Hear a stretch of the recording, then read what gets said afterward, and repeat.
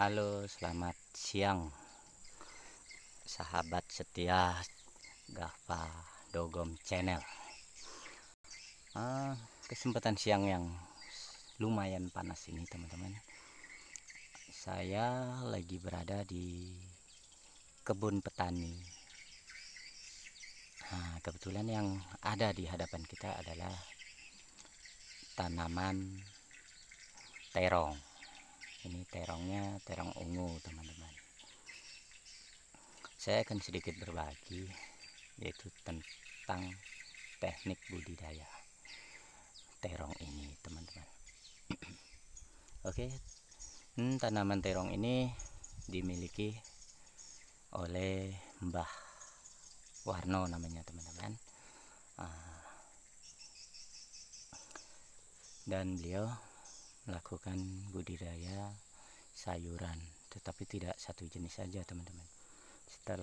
Seperti yang sudah saya bagikan di video-video saya sebelumnya, itu ada sawi, ada timun, ada cabai teman-teman. Tapi kali ini saya ingin berbagi masalah budidaya terong. Oke teman-teman, teknik budidaya terong itu bisa dikatakan tahap-tahapnya itu sama kayak budidaya tanaman sawi teman-teman. Kenapa saya katakan sama? Karena dia melakukan tahap-tahap pertama, yaitu yang paling penting adalah pemilihan benih, atau kita melakukan sortasi benih teman-teman. Itu tujuannya supaya kita itu bisa membedakan benih yang bagus dan benih yang kurang bagus. Itu adalah sortasi benih teman-teman. Setelah itu kita lakukan, kemudian kita melakukan tahap yang selanjutnya, yaitu melakukan penyemaian teman-teman. Dalam penyemaian ini kita bisa melakukan dengan beberapa cara. Yang pertama, kita bisa melakukannya dengan langsung kita tabur di tanah, atau kita bisa melakukan penyemaiannya juga di polybag. Polybag dengan media tanah bakar atau tanah subur lah intinya teman-teman. Tapi yang dilakukan oleh Mbah Warno ini, dia melakukannya penyemaian secara langsung tabur di tanah dengan media ya tanah humus atau tanah subur, ditambahkan lagi dengan tanah bakar. Dan sistem penaburannya juga sama, beliau dibantu atau menggunakan abu dapur tadi untuk membantu dalam proses penaburannya, supaya dia tidak mengumpul teman-teman benih yang kita tabur itu, melainkan dia bisa merata selebar lahan atau tempat kita nyemai. Kemudian setelah umur 16 atau sampai 20 hari, maka tanaman timun itu akan dicabut teman-teman. Setelah dicabut, dia akan dipindahkan ke lokasi yang baru, dan lokasi yang baru itu tanah yang sudah diolah atau dicangkul membentuk bedengan. Saya rasa teman-teman tahu ya namanya bedengan. Kalau kurang, ini di depan kita ini adalah bedengan. Cuma mohon maaf nih teman-teman, karena kebetulan tanaman terong ini juga sudah berumur atau cukup berumur teman-teman. Makanya rumput atau gulma itu udah lumayan tinggi. Cuma ini dikendalikan dengan sistem penyemprotan menggunakan racun rumput atau herbisida teman-teman. Nah, namun teman-teman, walaupun ini gulmanya setinggi ini, dia tidak terlalu berpengaruh terhadap tanaman terong ini maksud saya. Karena apa teman-teman? Karena Simbah ini menggunakan penutup bedengan, atau yang bahasa kerennya itu MPHP,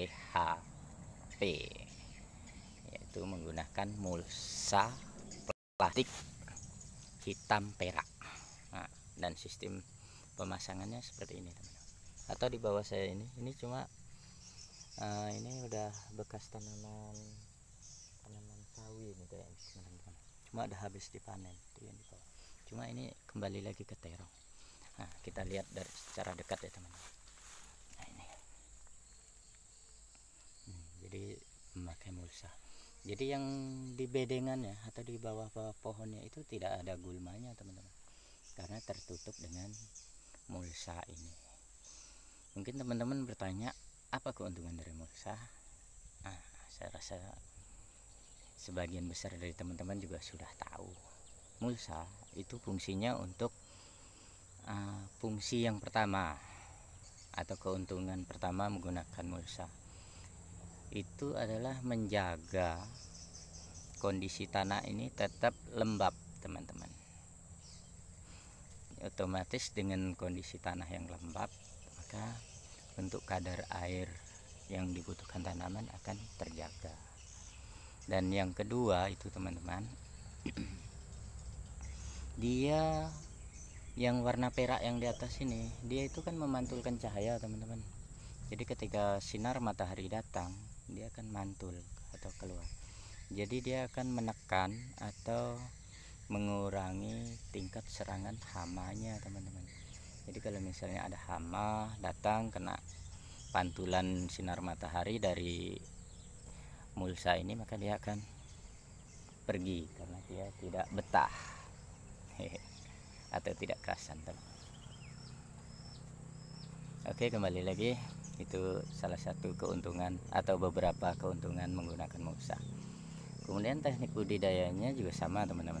Bedengan ini sebelum ditutup pakai mulsa itu dia sudah dikasih biasa pupuk kandang. Tapi kalau untuk Simbah Warno ini dia tidak menggunakan pupuk kandang teman-teman, melainkan kalau orang sini bilang itu tongkos atau tangkai kosong dari perkebunan sawit. Kebetulan sebelah ini juga perkebunan sawit teman-teman. Ini milik Sinarmas. Jadi salah satu keuntungan untuk petani kita yang dekat dengan perusahaan, dia bisa memanfaatkan tongkosnya. Ya walaupun beli teman-teman, tidak dikasih. Oke, kebetulan mohon maaf lalu ke timun, ke terong ini. Terong ini juga sudah cukup banyak dipanen teman-teman. Karena menurut informasi Simbah tadi, umurnya juga sudah 3 bulan lebih teman-teman. Tapi kondisi tanamannya masih subur ya teman-teman, dan calon buah atau buah kecil-kecilnya masih banyak. Ini udah panen mungkin kalau kebetulan cuma 2 bedeng teman-teman. Itu cuma bedengan panjang, lumayan panjang juga. Ini kalau dikalkulasi dalam batang 1 2 3 4 5 6 7 8 9 10 100 batang, 200 batang lah teman-teman, semua kurang lebihnya ya, karena saya ngitungnya cuma gitu aja. Ini katanya kalau 100 kilo juga dah dapat, walaupun ini sudah sebagai informasi, harga terong di Badau ini atau di tempat Simbah nanam sayur ini, dia dihargai oleh tengkulak atau pejajak keliling lah teman-teman, itu dengan harga 10.000 per kilo teman-teman. Jadi enaknya kalau pejajak atau tengkulak datang ke rumah, Mbah minta bagi terong 10 kilo, nah, baru mbahnya datang sini petik. Cuma ini mungkin yang besar juga udah jarang sekali. Ini di dalam-dalam sana masih ada, tapi untuk dapetin 5 kiloan ya masih dapat sih ini teman-teman, tapi dengan sistem memilih buah yang besar. Jadi ya lumayan teman-teman, kalau 10 kilo ya tinggal kali 10.000.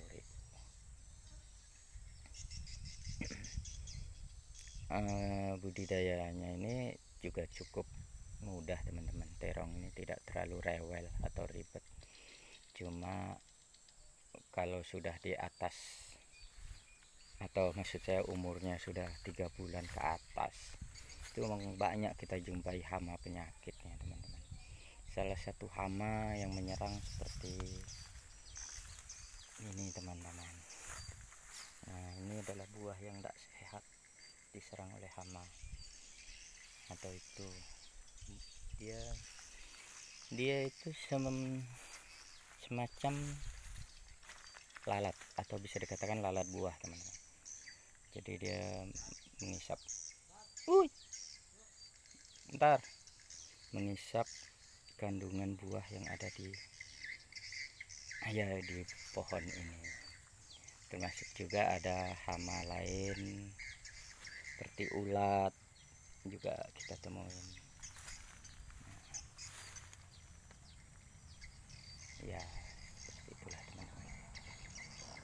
Tapi ya lumayan sih, udah mengeluarkan hasil. Karena kalau terong ini teman-teman, setelah pindah tanam dia umur satu bulan itu udah mulai berbunga dan berbuah. Tapi setelah pindah tanam ya teman-teman, kita harus pelajari bukan dari benih lalu 1 bulan berbuah, tetapi dia sudah melalui proses penyemaian. Karena kalau dalam ilmu pertanian itu ada namanya HST dan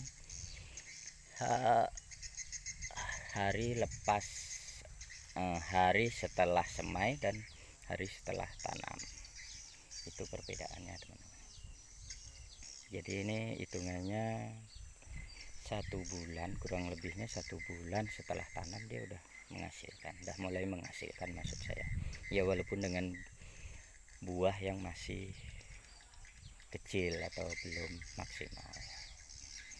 Oke teman-teman, semoga menginspirasi dengan video ini. Jika ada pertanyaan atau teman-teman kurang jelas, silahkan diisi atau ditanyakan di kolom komentarnya. Jangan lupa di like, jangan lupa di subscribe ya teman-teman, supaya channel saya atau channel Gava Dogom terus berkembang dan dapat memberikan manfaat untuk orang banyak. Oke, selamat siang, sukses selalu untuk kita semua. Semoga kita selalu dalam keadaan sehat walafiat dan selalu diberkati oleh Tuhan. Amin.